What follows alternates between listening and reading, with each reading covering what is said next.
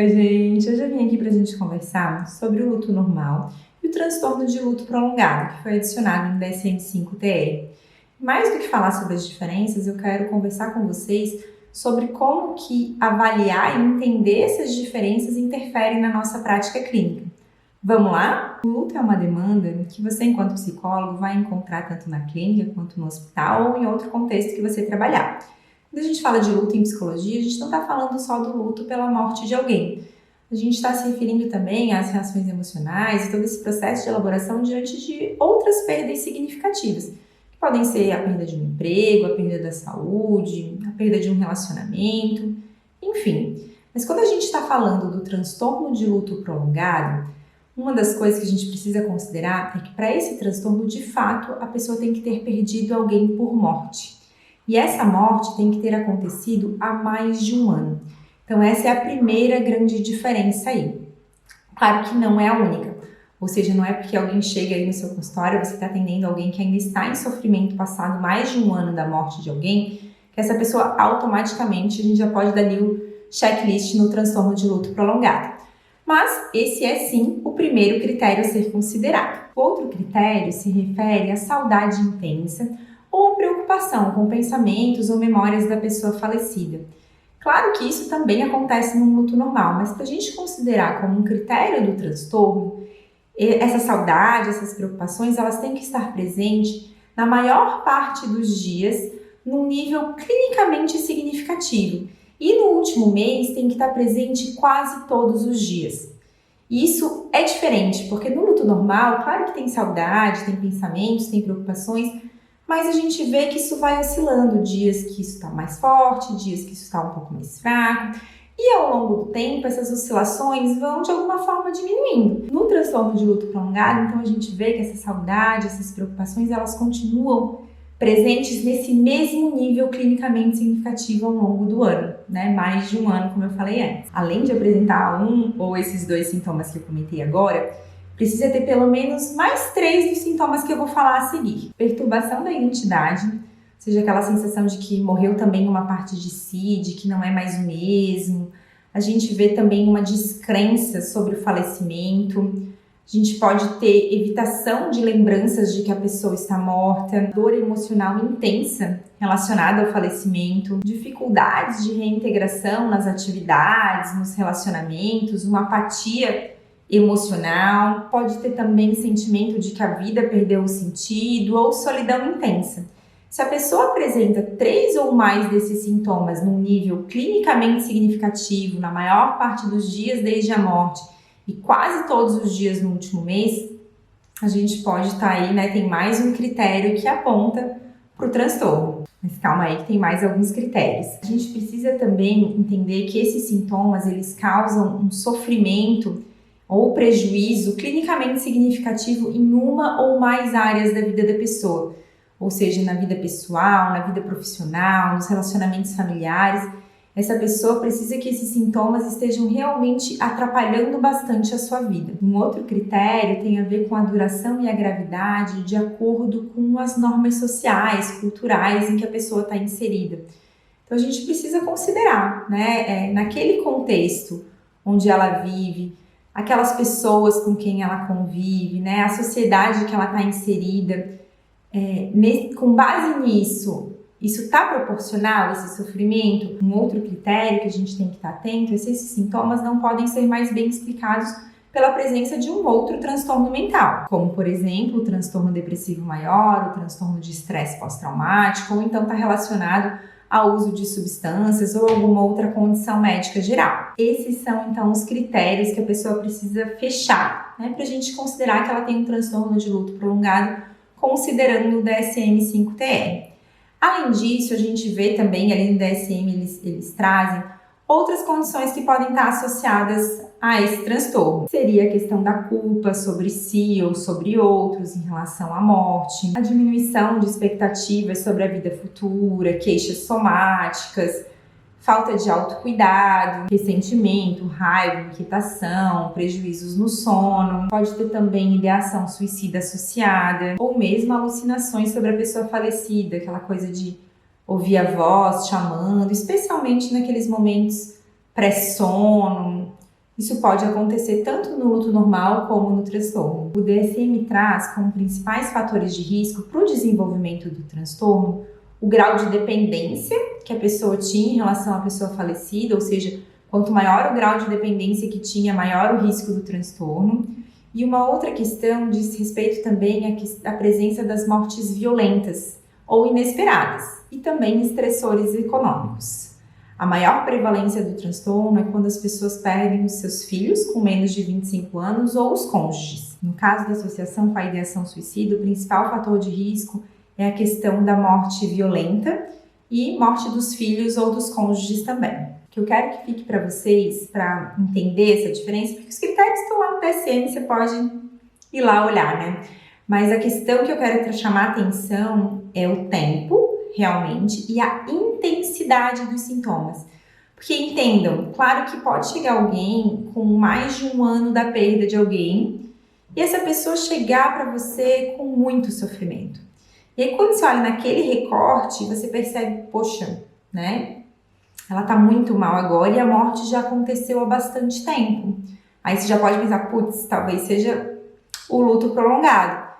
Mas você tem que considerar também que o luto normal, ele tem altos e baixos. E quando a gente está falando, por exemplo, de reações de aniversário, né, tanto aniversário da morte, como aniversário da pessoa, ou datas importantes para aquela família, a gente sabe que nessas épocas a tendência é que os sintomas, o sofrimento, ele aumente. Então esse é um ponto importante para você sempre perguntar, considerar ali quando a pessoa chega relatando o sofrimento pela morte de alguém. Entender não só as condições da morte, quando ela aconteceu, mas também nesse momento que ela está agora, né? Em que época que piorou. Porque quando a gente está falando então do transtorno, a gente vê que é como se ficasse com um nível de intensidade muito forte, constante, né? Com alguma oscilação, claro, mas sempre num alto nível, né? Num nível clinicamente significativo, como a gente estava falando antes. E no luto normal, é esperado que essas oscilações, elas vão então aí diminuindo um pouquinho com o passar do tempo, embora tenham essas épocas em que piore, mas a tendência é que isso vá diminuindo, que a pessoa vá também aos poucos conseguindo se conectar com outras coisas da sua vida, com os outros relacionamentos, com outras atividades, ou seja, ela não fica o tempo todo, ou a maior parte do tempo, ruminando e se conectando apenas com essa perda, mas ela consegue, por exemplo, embora sinta muita saudade, às vezes os pacientes relatam isso, né? Muita saudade à noite, naquela hora de dormir ou na hora do café da manhã que sempre tomavam juntos.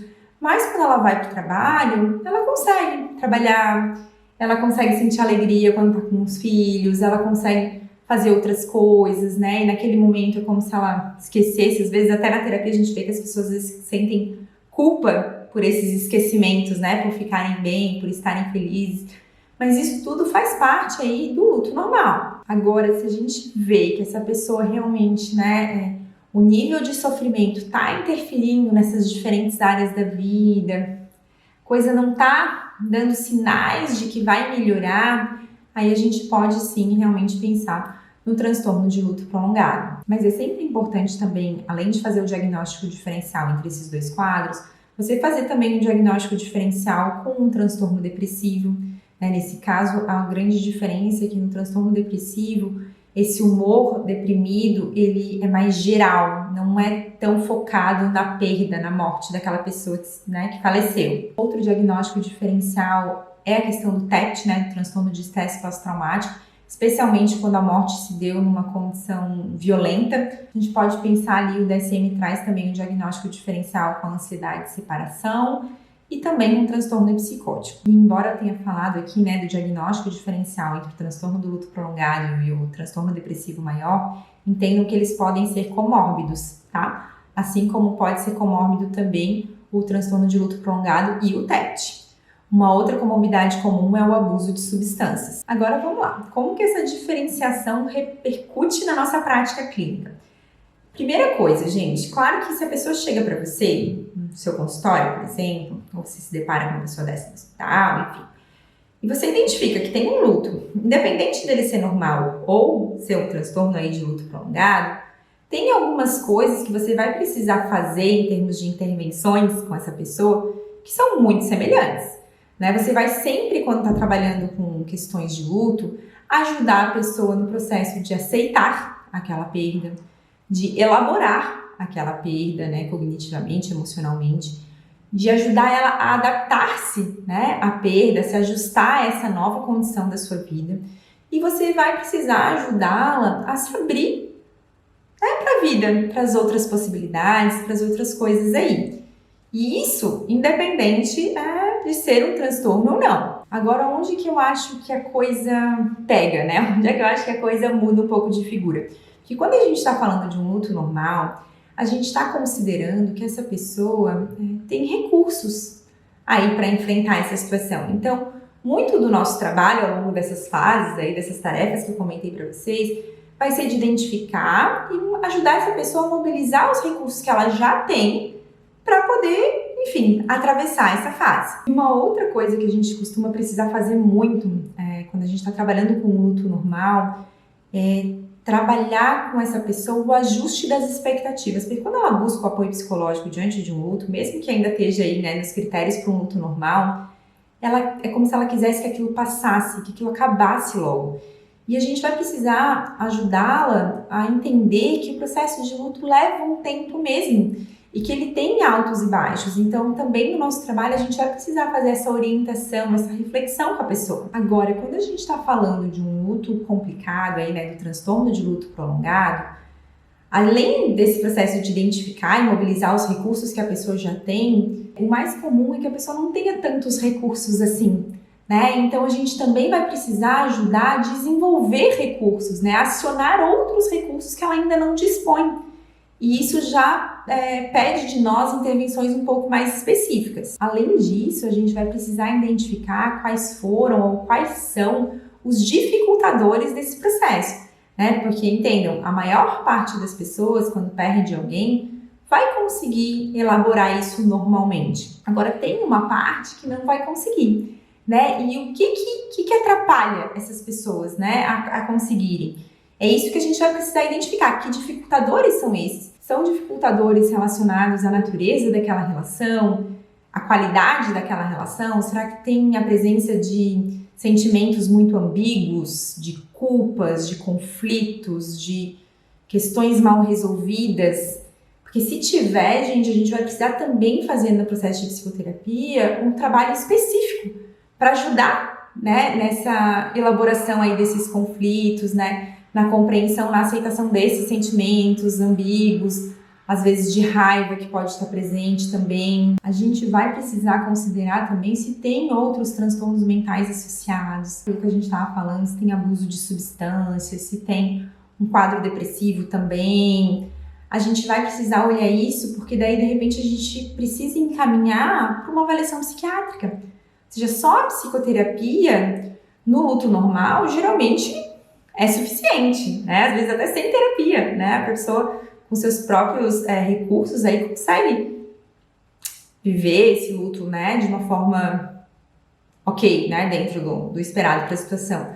Agora, quando a gente está falando da presença de algum transtorno mental, a gente pode precisar sim do uso de alguma medicação e aí o encaminhamento e a orientação sobre isso para essa pessoa vai ser super importante. Acho que era isso que eu tinha para compartilhar com vocês. Me contem se fez sentido, se vocês conseguem se imaginar aí, né, usando isso na prática de vocês. Me contem também se tem algum outro tema aí que vocês costumam ter dificuldade de ver essa linha entre o normal e o patológico. Não esqueçam de deixar o like aí no vídeo e a gente se vê na próxima. Até mais. Tchau, tchau.